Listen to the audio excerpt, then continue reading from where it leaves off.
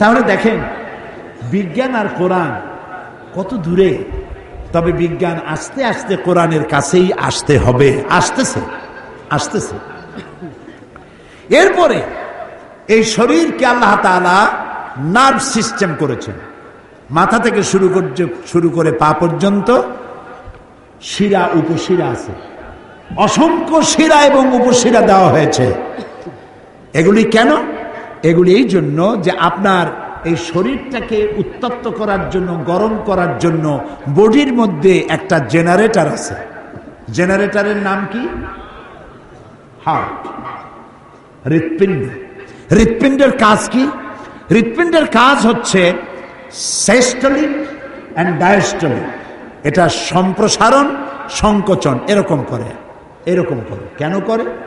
এই জন্য আপনি আর আমি কার্বোহাইড্রেট খাই, শুনতেছেন? কার্বোহাইড্রেট কি? কার্বোহাইড্রেট হচ্ছে ডাল জাতীয় খাদ্য, আটা জাতীয় খাদ্য, চিনি জাতীয় খাদ্য, চাল জাতীয় খাদ্য। এই 4 প্রকার খাদ্যকে কার্বোহাইড্রেট বলা হয়। এই কার্বোহাইড্রেট যখন আপনি খেলেন তো শরীরের ভিতরে গিয়ে কিছু স্টুল হলো, কিছু ইউরিন হয়ে বেরিয়ে চলে গেল, বাকিটা ব্লাড তৈরি হলো। এই ব্লাড আপনার শরীরকে গরম রাখে, তো শরীরটাকে গরম রাখে এবং সচল রাখে।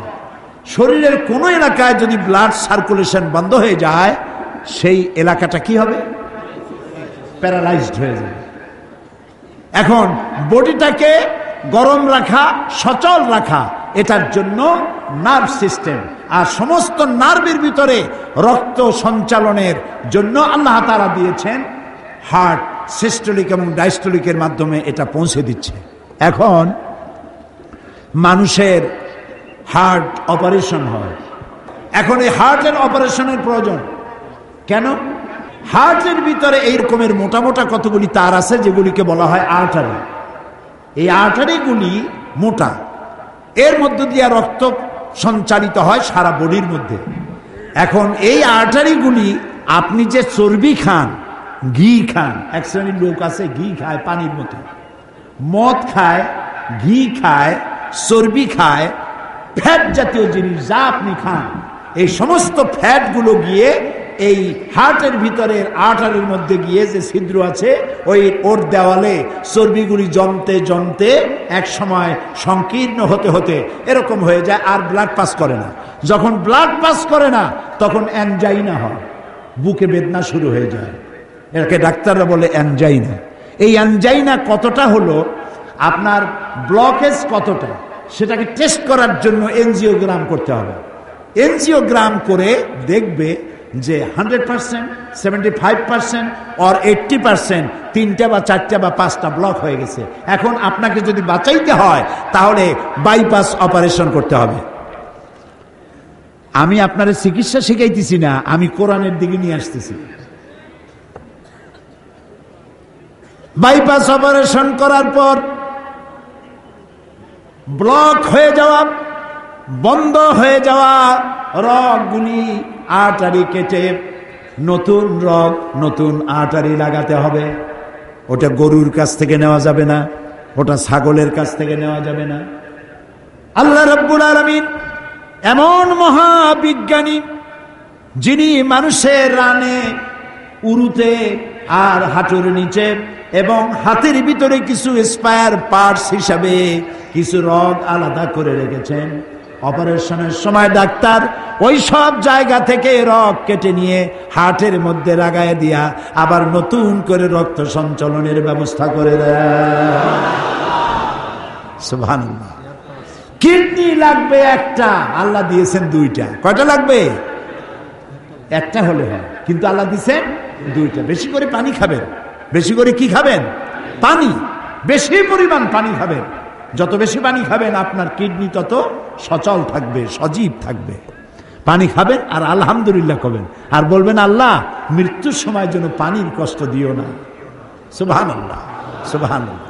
আল্লাহর নবী বলেছেন মৃত্যুর সময় মালাকুল মউতকে দেখার পরে এমন পানির পিপাসা হবে, মানুষ বলবে আয় আল্লাহ 7টা সমুদ্রের পানি যদি পান করতে পারতাম, যে পিপাসা লেগেছে এ পিপাসা নিবারণ হতো না। মানুষেরা বোঝে না, সেই জন্য বলে কোন নেতা যখন হসপিটালে অসুস্থ হয়, কয় যে নেতা হসপিটালে মৃত্যুর সঙ্গে পাঞ্জা লড়িতেছে। হ্যাঁ, মৃত্যুর সাথে পাঞ্জা লড়বা তুমি? মালাকুল মউত দেখলে তো তোমার কলজে ঠান্ডা, হিম শীতল হয়ে যাবে মালাকুল মউতকে দেখলে। প্রিয় ভাই সব, আল্লাহ রাব্বুল আলামিন এই শরীরটাকে বাঁচাবার জন্য যা যা প্রয়োজন সব আপনার আমার সাথে দিয়ে দিয়েছেন। আল্লাহু আকবার। এরপরে ব্রেন, এই মাথা, বলেন তো কি মাথা, এই মাথার মধ্যে দিয়েছেন ঘিলু। ঘিলু বা ব্রেন খাইছেন আপনারা? আরে আল্লাহ রে, আমি কি মানুষের গিলু খাইতে কইছি? গরুর গিলু খান নাই? ছাগলের ব্রেন খান নাই? তো কথা কইতে ভয় পান কেন? মানুষের গিলু কেন খাবেন? এই যে ঘিলু, ব্রেন, এই ব্রেনের ভিতরে রয়েছে অসংখ্য সেল। একটার কাজ হলো মেমোরি, আপনি যা শোনেন তা মুখস্থ করার জন্য একটা সেল। আর একটা হলো মেমোরি, একটা দুঃখ, একটা সুখ, একটা অনুভূতি, নানান ধরনের কাজ এখানে করে। আপনার পিঠের ভেতরে মশায় যদি কামড় দেয়, সেই কামড়ের অনুভূতির সাথে সাথে আপনার এই অনুভূতিটা ব্রেনে চলে গেল। ব্রেন হাতের কাছে ফ্যাক্স পাঠায় দিল, আর হাত ঠাস করে আঘাত দিল পিঠের উপরে, মশার বংশ সাফ হয়ে গেল। অথচ এই সিদ্ধান্ত নিতে সময় লাগলো না 5 মিনিটও, 1 মিনিটও। সুবহানাল্লাহ। আল্লাহ রাব্বুল আলামিন মানুষকে এত সুন্দর করে তৈরি করে আল্লাহ তাআলা বলেছেন, এই মানুষগুলি আমি সৃষ্টি করেছি যে কারণে, সে কারণটা হলো মা খালাকতুল জিন্না ওয়াল ইনসা ইল্লা লিয়াবুদুন। ইবাদত ছাড়া অন্য কাজে তৈরি করি নাই বান্দারে, তোমারে আমি বানাইছি ইবাদতের জন্য। কি জন্য বানাইছি? হাত দিলাম, পাও দিলাম, চোখ দিলাম, সব দেখো আর শুকরিয়া আদায় করো। আল্লাহ, গাছের ফল খুবই মিষ্টি, আমি শুকর আদায় করবো কি গাছের? কার করব?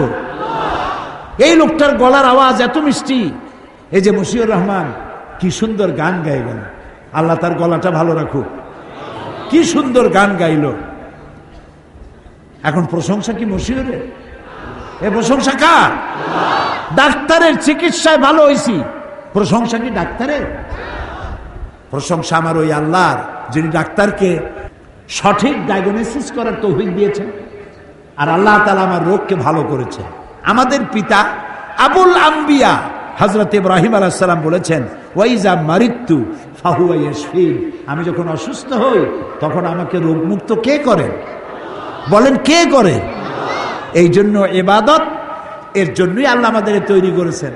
এখন আপনি যদি মনে করেন যে ইবাদতের জন্যই যদি তৈরি হই, তাহলে আমি চাষ করব কখন, চাকরি করব কখন, ব্যবসা করব কখন, সারাদিন যদি ইবাদত করি? ইবাদত বোঝেন নাই বলেই এই প্রশ্ন আপনি করেন।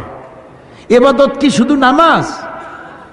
শুধু নামাজ রোজা ইবাদত নয়, শুধু নামাজ রোজা হজ যাকাত ইবাদত নয়।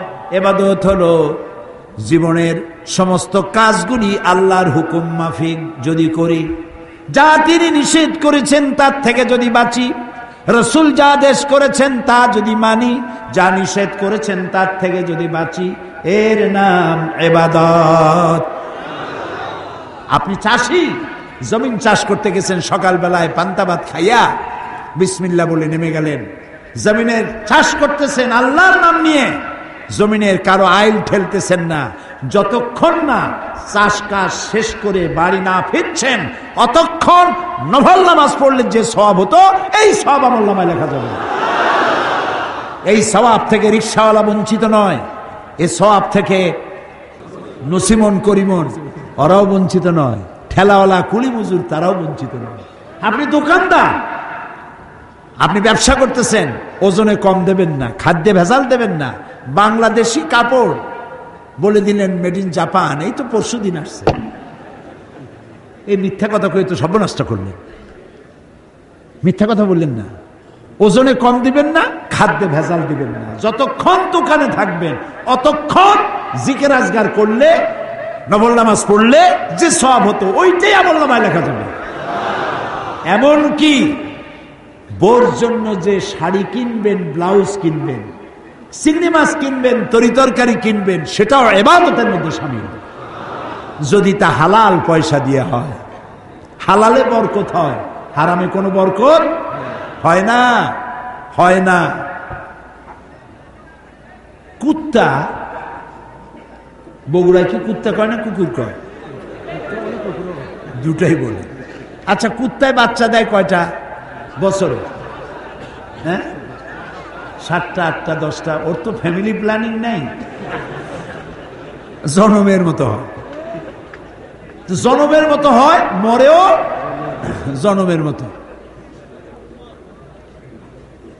যদি যত কুত্তা হয় সবগুলি যদি বাঁচত, আপনারা মাহফিলে কুত্তার জ্বালায় আসতেই পারতেন না।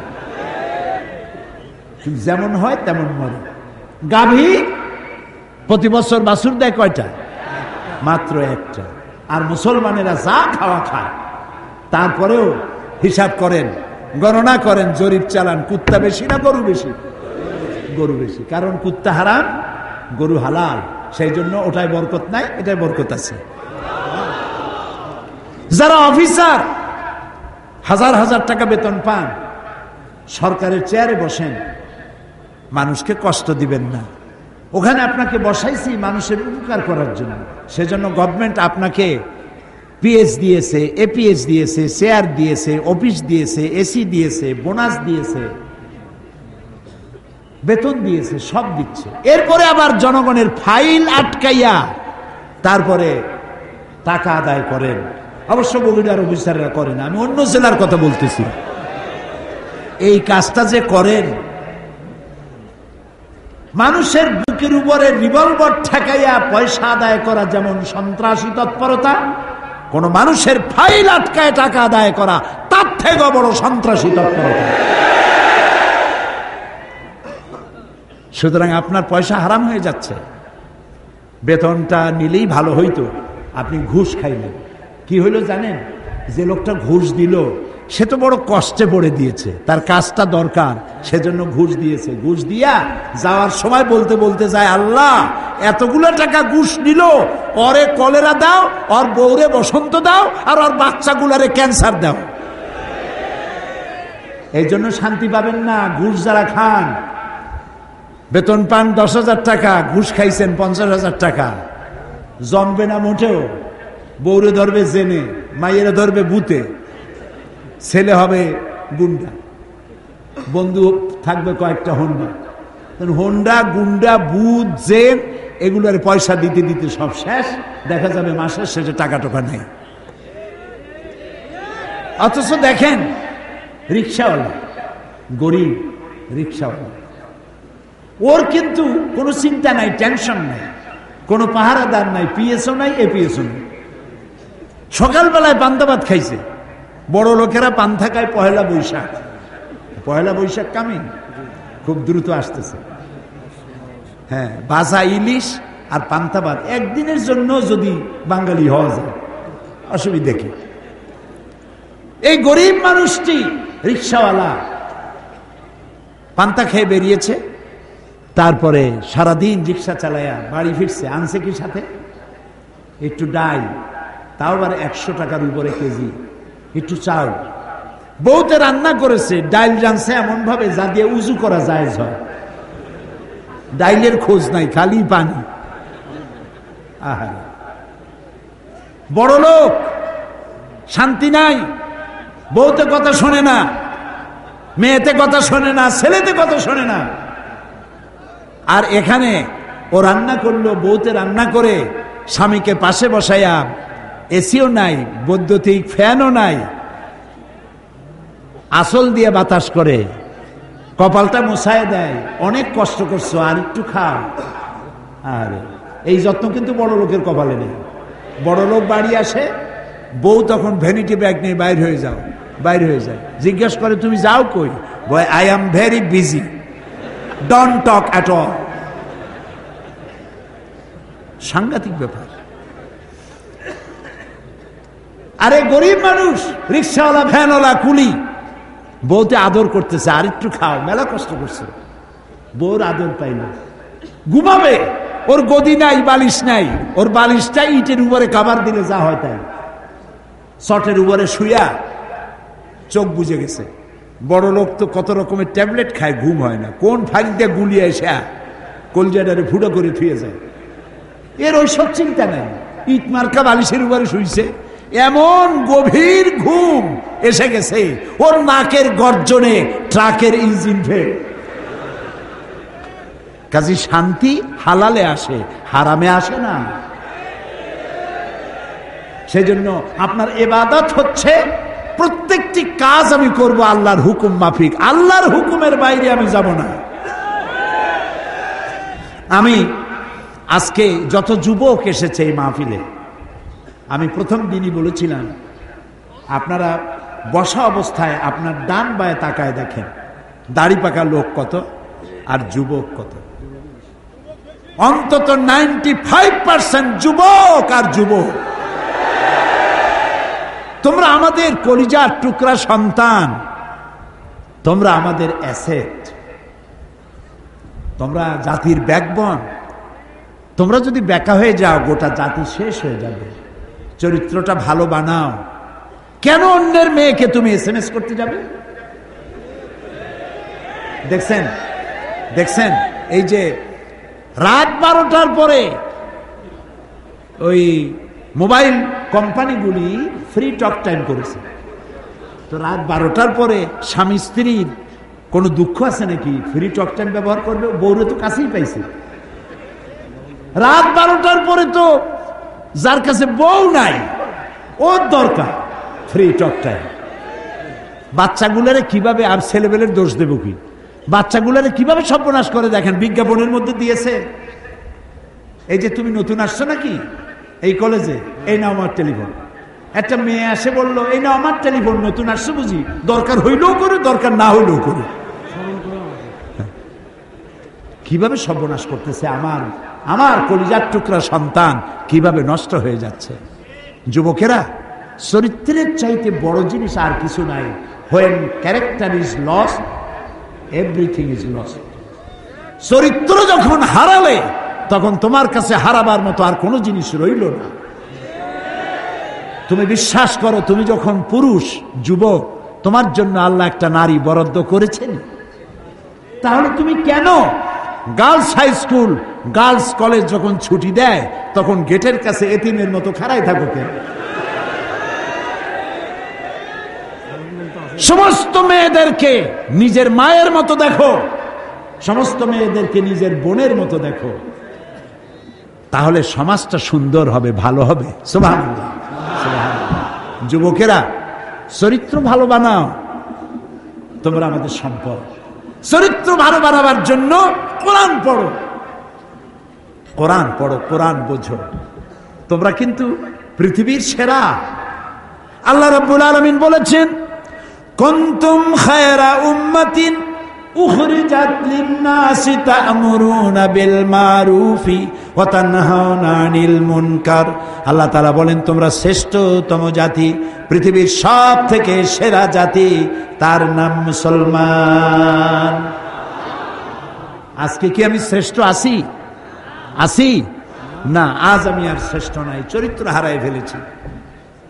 কানে রিং পরে বিদেশিদের মতো, নাকে মেয়েদের মতো নাকে ফুল পরে, ঢাকা এগুলো দেখছি আমি। রাসূলুল্লাহ বলেছেন, যেসব পুরুষেরা নারীর বেশ ধারণ করে, আল্লাহ তাদেরকে লানত করে। যেসব মেয়েরা পুরুষের বেশ ধারণ করে, আল্লাহ তাদের লানত করে, অভিশপ্ত। এগুলো তুমি কেন করবে? তোমরা নিজেদের চরিত্রকে বিল্ড আপ করো, মানুষ যেন তোমারে দেখে। তুমি যদি নামাজ পড়তে যাও, যুবক ছেলে নামাজ পড়তে গেছো, তো নামাজ পড়তে তোমারে দেখা মুসল্লি বুড়া মানুষ যারা, তারা বলবে, আরে এইসব যুবক নামাজ পড়তে আসছে, আল্লাহ ওর মায়েরে ভালো করো, ওর বাবারে ভালো করো। তোমার মাও দোয়া পাইল, তুমিও দোয়া পেলে। আর যদি রাস্তায় মানুষ পেয়ে গেছো, সাথে সাথে চোখ মোটা করে, এই বেটা রাস্তায় বেরোচ্ছে না, আছে কি আছে বের কর, বের কর তাড়াতাড়ি। যা আছে বাইর করে দিল আর বললো, আল্লাহ এই শয়তানটারে গজব দাও আর ওর মা বাপেরও গজব দাও, এমন শয়তান পেটে ধুইছে মায়। তো তোমার মা বাপকে তুমি গালি শোনাবা? প্রিয় বগুড়ার যুবকেরা, আমি কি তোমাদের কাছে এই ওয়াদা পেতে পারি যে তোমরা কোরআন শরীফ বুঝে পড়বে? শুধু যুবকদের হাত দেখতে চাই, শুধু যুবক। আল্লাহু আকবার, আল্লাহু আকবার।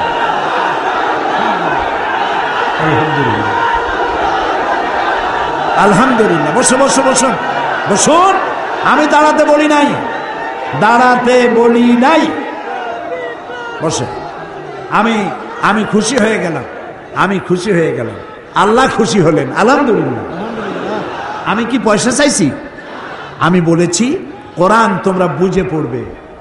বাংলা ভাষা কোরআন শরীফের তাফসির আছে, তোমরা কোরআন শরীফের তাফসির পড়বা, হাদিস পড়বা, বুঝবা আর আমল করবা। জীবনটা কোরআন আর হাদিস দিয়ে সাজাবা।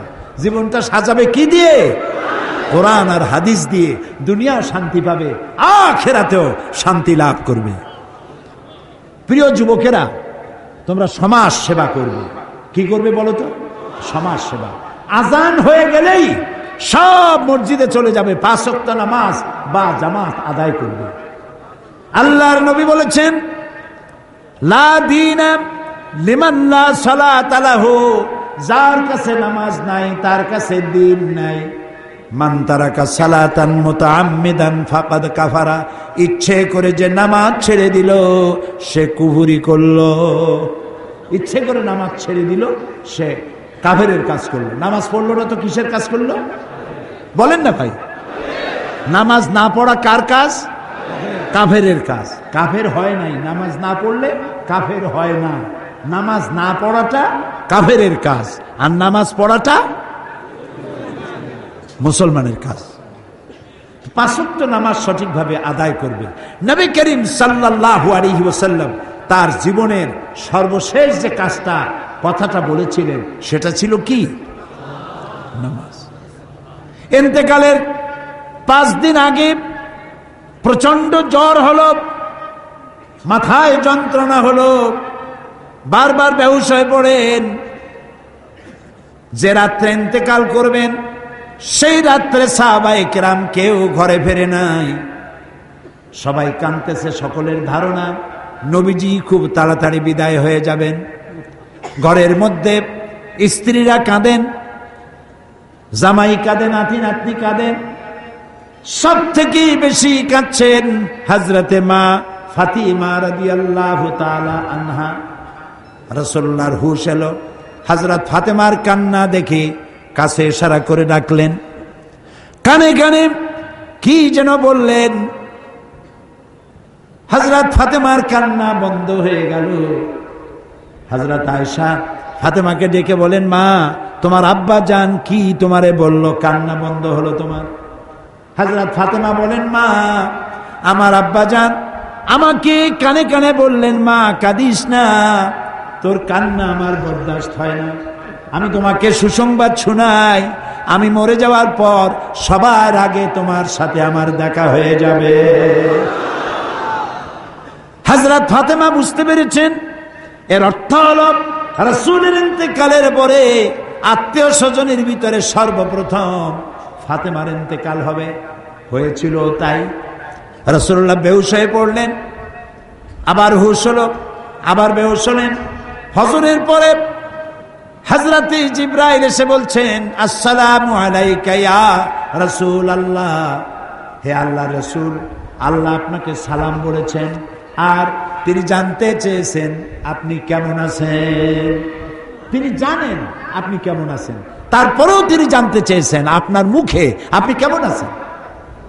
নবীজি বললেন, আমি বড়ই কষ্টের ভিতরে আছি, অসুস্থ আছি। হযরতে জিবরাইল বলছেন, ইয়া রাসূলুল্লাহ, একজন নতুন ফেরেশতা এসেছে আজ আমার সাথে। যে ফেরেশতা কোন মানুষের কাছে আসার জন্য অনুমতি কোনোদিন চায় নাই, আর কোনোদিন চাবেও না। শুধু আপনার অনুমতি চায় আপনার কাছে আসার জন্য।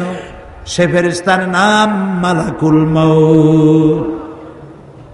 হযরতে মালাকুল মউত রাসূলের অনুমতি নিয়ে রাসূলের জাসাদ মোবারকের কাছে এসে সালাম পেশ করলেন।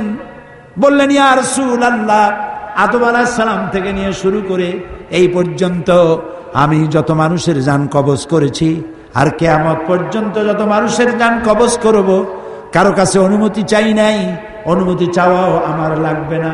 কিন্তু আজকে আসার সময় আল্লাহ রাব্বুল আলামিন আমাকে বলেছেন আমি যেন আপনার অনুমতি চাই।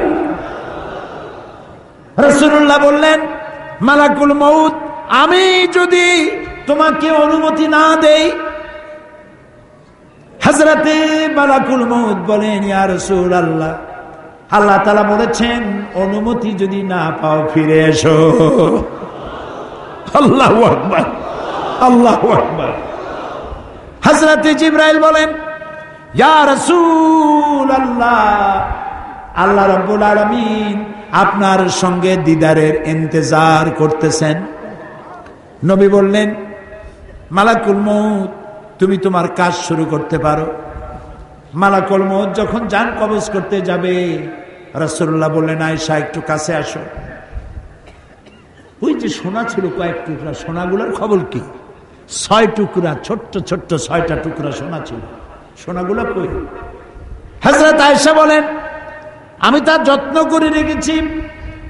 নবীজি বলছেন, এক্ষুনি স্বর্ণ টুকরাগুলি সদকা করে দাও। আমি মুহাম্মদ সাল্লাল্লাহু আলাইহি সাল্লাম আল্লাহর দরবারে এই অবস্থায় উপনীত হতে চাই না যে মুহাম্মদের ঘরের ভিতরে সোনা আছে। হযরত ওমর রাদিয়াল্লাহু তাআলা আনহু রাসূলের সঙ্গে দেখা করতে গেছিলেন একদিন। ঘরে মা আয়েশা ছিলেন না। হযরত ওমর সালাম দিয়ে ঘরের মধ্যে ঢুকে দাঁড়ায় দাঁড়ায় কাঁদতেছেন, বাচ্চা শিশুর মতো ডুকরে ডুকরে কাঁদছে। রাসূলুল্লাহ জিজ্ঞেস করছেন, ওমর কান্দো কেন? হযরত ওমর বলছেন, আমি বিশ্বনবীর ঘর দেখতেছি, ছোট্ট একটা ঘর, এক কোনায় একটা সরাহি পানি রাখার পাত্র কাইতে হয়ে পড়ে আছে, একটা গ্লাস কাইতে হয়ে পড়ে আছে, আর এক কোনায় 1 কেজি কি আধা কেজি জব পড়ে আছে, আর রাসূল শুয়ে আছেন দড়ি দিয়া বুনানো একটা খাটিয়ার উপরে, চাদর নাই, বালিশ নাই, হাত মোবারক মাথার তলে দিয়ে শুয়ে আছে, পিঠ মোবারকে দড়ির দাগ কেটে আছে। হযরত ওমর বলছেন, ইয়া রাসূলুল্লাহ, আমি তো বরদাস্ত করতে পারছি না। বিশ্বনবী, তার পিঠে দড়ির দাগ,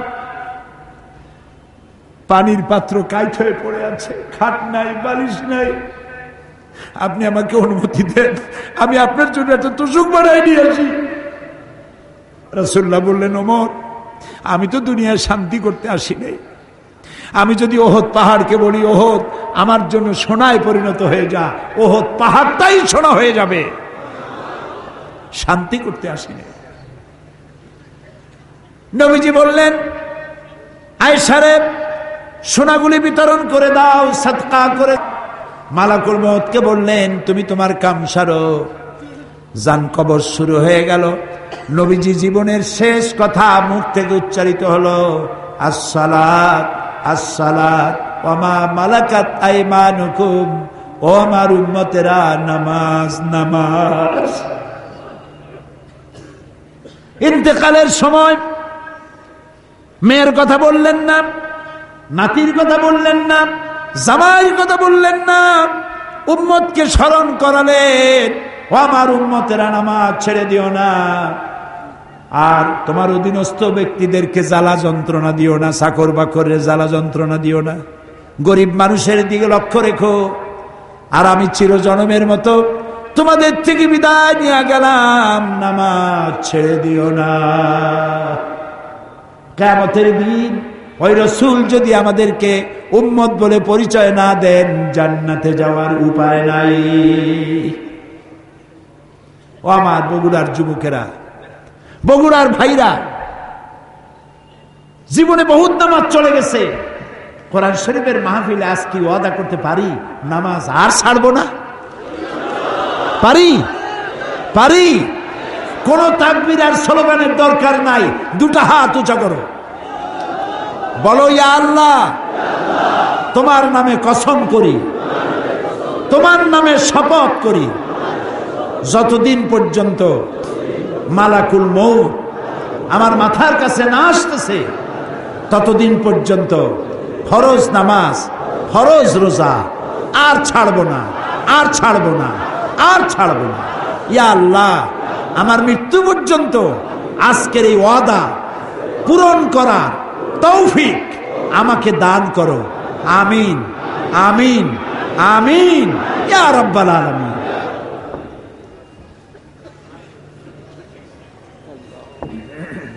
প্রিয় ভাই সব,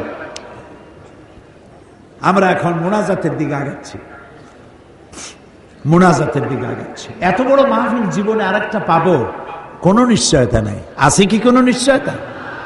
তাহলে দাঁড়ানো ভাইরা বসেন, আমি কিন্তু একবারও বলি নাই বসেন বসেন। এই মাহফিলের এই মাইকের আওয়াজ যদ্দূর শোনা যায়, রাস্তায় আছেন, ছাদের উপরে আছেন, যেখানে আছেন সেখানে বসেন, যেখানে আছেন ওখানে বসেন, যে দাঁড়ায় তারেও বসায় দেন। প্রিয় ভাই সব, আমি বলেছিলাম কথা বলবেন না কেউ। এত বড় মাহফিলের মোনাজাত পাওয়া কিসমতের ব্যাপার, কারো কপালে না থাকলে আমি তো দিতে পারবো না। এটা কিসের ব্যাপার? কপালের ব্যাপার।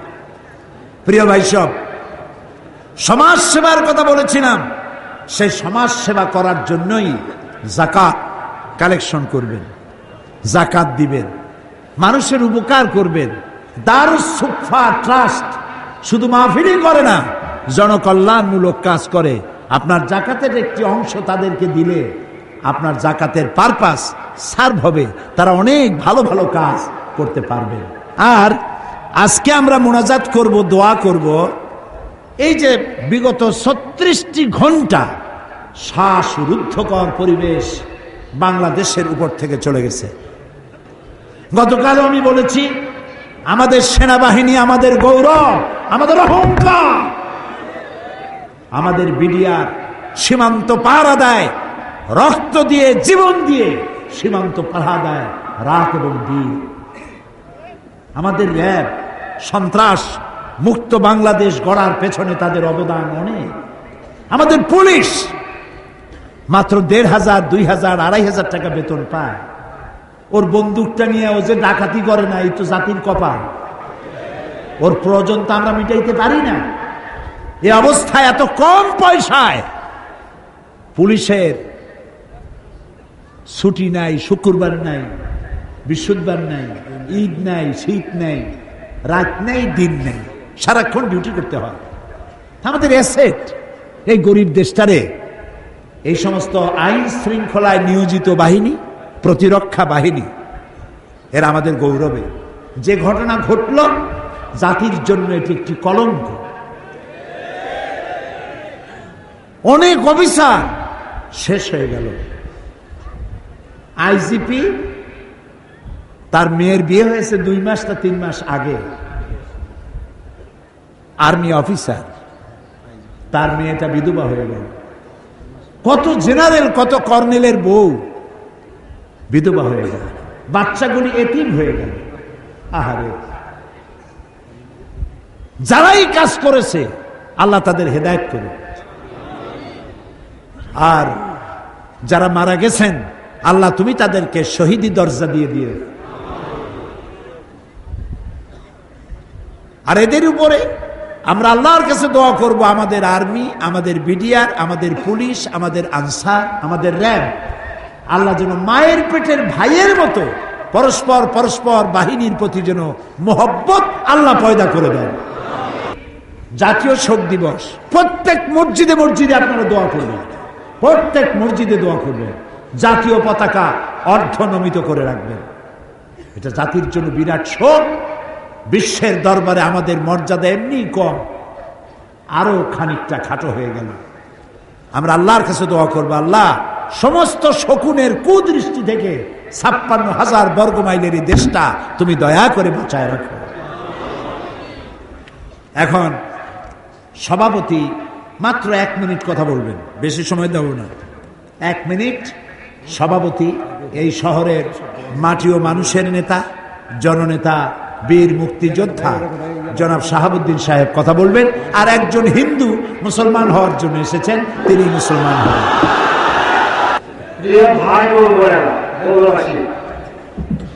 আমি আগে কথা বলেছি, আর কথা নাই। আমরা আল্লাহ তাআলার শুকরিয়া আদায় করছি যে আমাদের সব প্রোগ্রামগুলো এই মুহূর্তে শেষ হয়ে যাচ্ছে। আল্লাহ তৌফিক দান করেছেন, আলহামদুলিল্লাহ।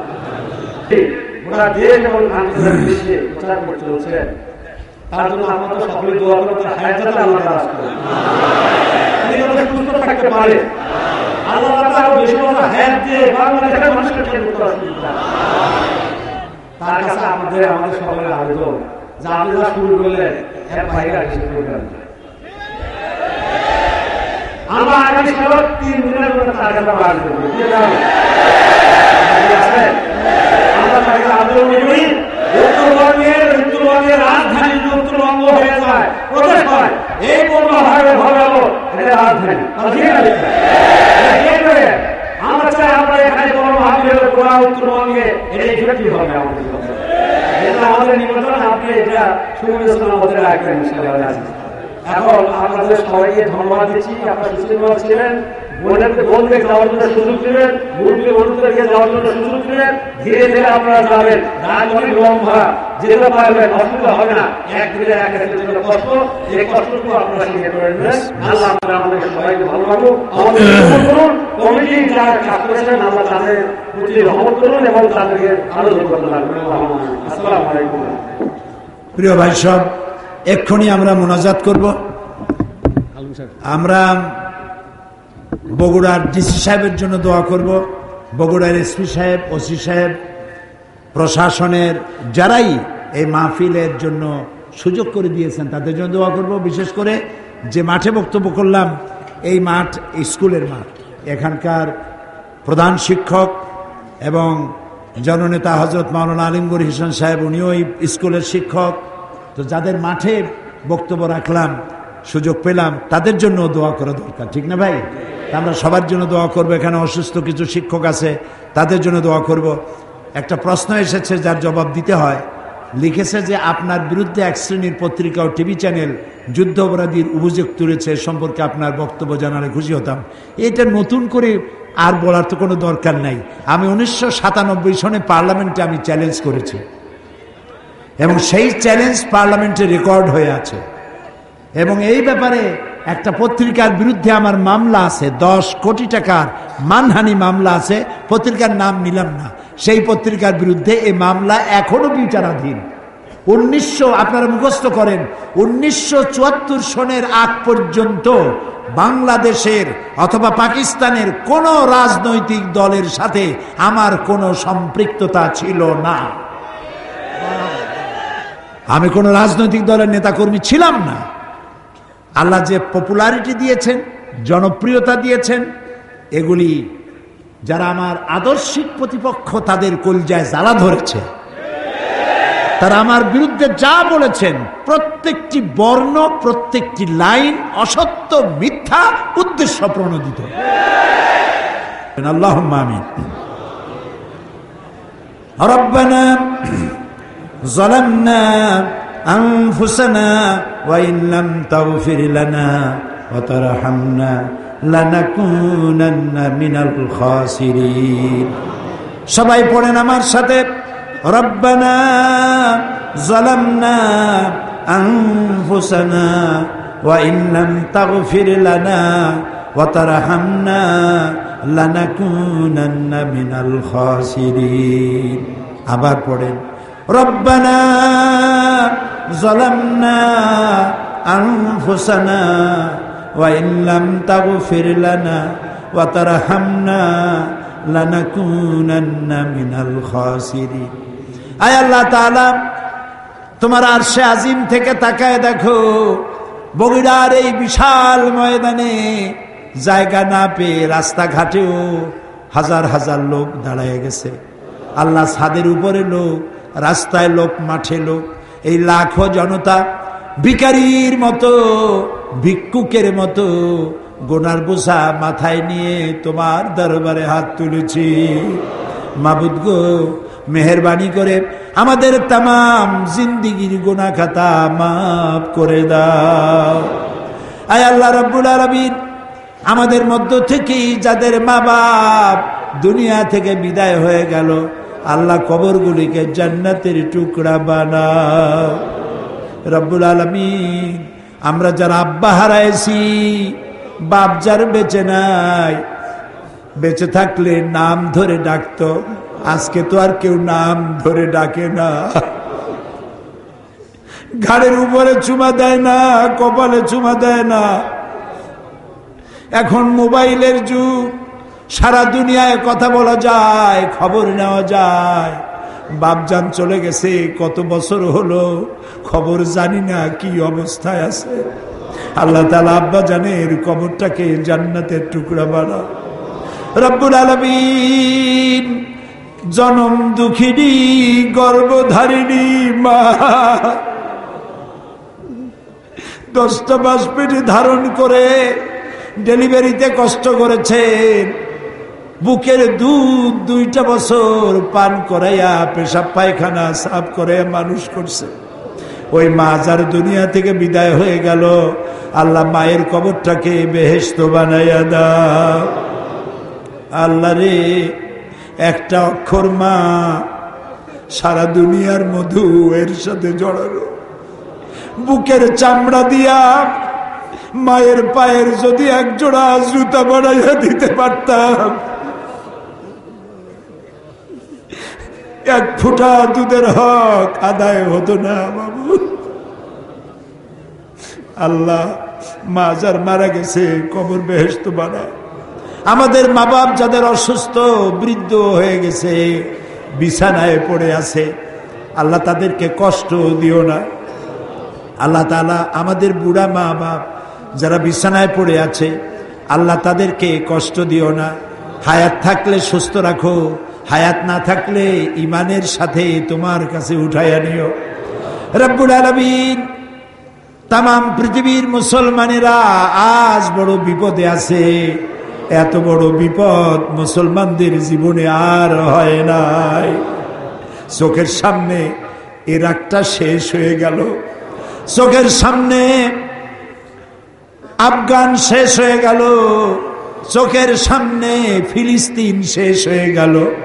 ফিলিস্তিনে গোলাপের পাপড়ির মতো সুন্দর চেহারা বাচ্চাগুলি ইহুদিদের গুলি খাইয়া বিদায় হয়ে গেল।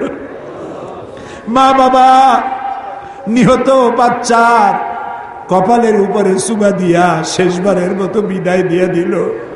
ফিলিস্তিনে এখন আর কবরেরও জায়গা নাই। আল্লাহ তাআলা, তুমি মুসলমানদের উপরে রাগ করেছ। আল্লাহ, তুমি যদি রাগ করো আমরা যাবো কই?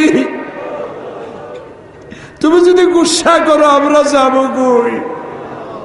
আমাদের যদি তুমি ভালাইয়া দাও, তোমার বান্দার অভাব নাই, কিন্তু আমাদের ভালাই দিলে তোমার মতো আল্লাহ পাবো কই? তুমি আমাদের আল্লাহ, তুমি আমাদের রব, তুমি আমাদের মনিব, তুমি আমাদের খালেক, তুমি আমাদের রাজ্জাক। বাচ্চা অপরাধ করে, মা বাবা যখন দেখে বাচ্চা কান্দে ক্ষমা করে দেয়। আমরা বাচ্চার মতো পরিণত বয়সেও জীবনের দুর্বলতম মুহূর্তে অনেক গুণাগুলি ফেলেছি বাবু। সেই গুণাগুলি কেউ দেখে নাই, তুমি দেখেছো বাবু। কিয়ামতে লক্ষ কোটি মানুষের সামনে আমাদের গোপন গুণাগুলি প্রকাশ করে দিয়ে আমাদেরকে লজ্জা দিও না বাবু। আল্লাহ তাআলা 3000 বছর ধরে তুমি জাহান্নামের আগুনকে উত্তপ্ত করেছো। রক্ত মাংসের শরীর নিয়ে দোজখের আগুনে জ্বলতে পারবো না। জাহান্নামের আগুন আমাদের জন্য হারাম করে দাও মাবুদ। তুমি একটু তাকায় দেখো তো, আমাদের প্রত্যেকের চোখে পানি, আমাদের গাল বেয়ে পানি পড়তেছে, তাকায় দেখো বাবু। আমাদের হাত তো কোনো রাজা বাদশার কাছে পাঠায়, পাতি নেই। বিশাল আকাশের মালিক, জমিনের মালিকের কাছে দুহাত পেতেছি, ভিক্ষার হাত, ফেরত দিও না বাবু, ফিরাইয়া দিও না। কান্দো ভাইরা, কান্দো, আর কান্দবা কবে? আল্লাহ তাআলা রহমতকে তুমি দয়াকে 100 ভাগ করছো, 1 ভাগ দিছো সারা দুনিয়ায়, 99 ভাগ তোমার কাছে। তুমি বলেছো কুল ইয়া ইবাদিয়াল্লাযিনা আসরাফু আলা আনফুসিহিম লা তাকনাতু মির রাহমাতিল্লাহ। আমরাও তোমার রহমত থেকে মায়ুস হব না মাবুদ। তুমি বলেছো ইন্নাল্লাহা ইয়াগফিরুয যুনুবা জামিআ, আমরা সব গুনার জন্য ক্ষমা চাই, আল্লাহ আমাদেরকে মাফ করে দাও। আল্লাহ গো, তুমি তাকায় দেখো কত যুবক, এই যুবক তো সিনেমায় যাওয়ার কথা, এগুলো তো পাপ কাজে যাওয়ার কথা।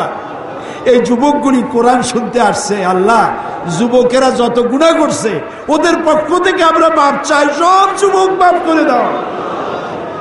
এই সোনার টুকরা যুবকগুলির আল্লাহ তুমি নামাজি বানাও, চরিত্রবান বানাও, নেশাখোর থেকে বাঁচাও, জুয়া থেকে বাঁচাও।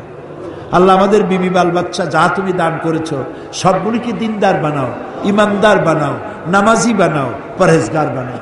আল্লাহ আমাদের দেশে আর্মি মিডিয়ারে যে সংঘর্ষ লেগে যতগুলি প্রাণহানি হয়ে গেল, আল্লাহ যারা বিদায় হয়ে গেল ওদের বেহেশত দিয়ে দিও, যারা মারলো তাদেরকে সহি সমঝ দাও, তাদের বুঝ দাও, কত বড় খারাপ কাজ করছে তা বুঝবার তৌফিক দাও। আল্লাহ তাআলা যে সব বউগুলি বিধবা হয়ে গেল, যে সব মা বাপ সন্তান হারালো, যে সব সন্তানগুলি বাপ হারালো, আল্লাহ তাআলা তুমি সেই সব মানুষগুলিকে ধৈর্য ধরার তৌফিক দিয়ে দাও। আল্লাহ তাআলা আমাদের দোয়া কবুল করো। আল্লাহ তাআলা আল্লাহুম্মা ইন্না আসআলুকা বিআন্নাকা আনতাল্লাহ লা ইলাহা ইল্লা আনতা আল আহাদু আস সামাদু আল্লাযী লাম ইয়ালিদ ওয়া লাম ইউলাদ ওয়া লাম ইয়াকুল লাহু কুফুয়ান আহাদ। আমি কয়েকটা সেকেন্ড আপনাদের জন্য ছেড়ে দিলাম, মাথা নিচু করে, চক্ষু বন্ধ করে, চোখের পানি দিয়ে যা চাওয়ার চান, দোয়া কবুল হবে, হবে, হবেই হবে ইনশাআল্লাহ। ওয়াকালা রাব্বুকুম উদউনি আস্তাজিব লাকুম, আমাদের রব বলেছেন আমারে ডাকো, আমি ডাকে সাড়া দেব। আল্লাহর ওয়াদা, আপনি ডাকুন, আল্লাহ সাড়া দিবেন। যা চান বৈধভাবে আল্লাহর কাছে যা যা চাওয়ার চাইতে থাকুন।